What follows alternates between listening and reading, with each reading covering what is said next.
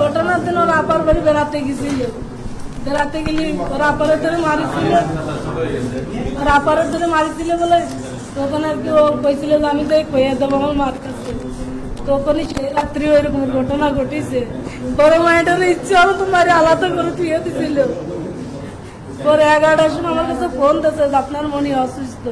আমি যাই দেখি যে সদরে ভর্তি করছে মাগুলা দিয়ে উনি পলাইছে ওই মহিলা। জানাজা গ্রামের বাড়িতে হবে। আমার অভিযোগ একটাই, ওর যখন ব্যালেটের কাটিছে ফাইসডে মারিছে ওই রকম উগারো আমি ফাইসডে দেখতে চাই, ফাইসডে দেখতে চাই ওইরকম ব্যালেটটা যেন উগারো এরকম কাটে, এইটুকু আমার আবদার। এভাবে দেখতে চাই। আন্টি দেখলেন যে আসিয়া হসপিটালে আসার পর থেকে, হাসপাতালে আসার পর থেকে এই পর্যন্ত যে কি পরিমাণ, কালকে তার 4বার কার্ডিয়াক অ্যারেস্ট হয়েছে, 4 থেকে 5 বার। আজকে সকালে তার 3বার কার্ডিয়াক অ্যারেস্ট হয়েছে। তার এই কার্ডিয়াক অ্যারেস্ট গুলো তো উনি তো ওখানে উপস্থিত ছিলেন, উনি ওনার মেয়ের কষ্টটা এখন একদম চোখের সামনে থেকে দেখছেন। উনি এটা মার পক্ষ থেকে এটা নেওয়া সম্ভব না। তার এটা সুস্থ একটা মেয়েকে সে তার বোনের বাসায় গেছে, সে আজকে সে লাশ হয়ে বাড়িতে ফেরত যাচ্ছে। তো এই যে একটা নিষ্ঠুরতম হত্যাকাণ্ড, নিষ্ঠুরতম ধর্ষণ, এটার সঙ্গে যারা জড়িত ছিল প্রত্যেকেরই শাস্তি হওয়া উচিত এবং এই শাস্তি সর্বোচ্চ শাস্তি।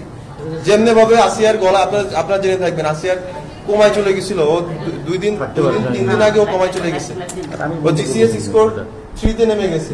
এটা সর্বনিম্ন, যেটা যখন আসে প্রথম দিন ওকে 8 তারপরে এটা 6 গেছে, তারপর থেকে এটা ফল করা শুরু করছে।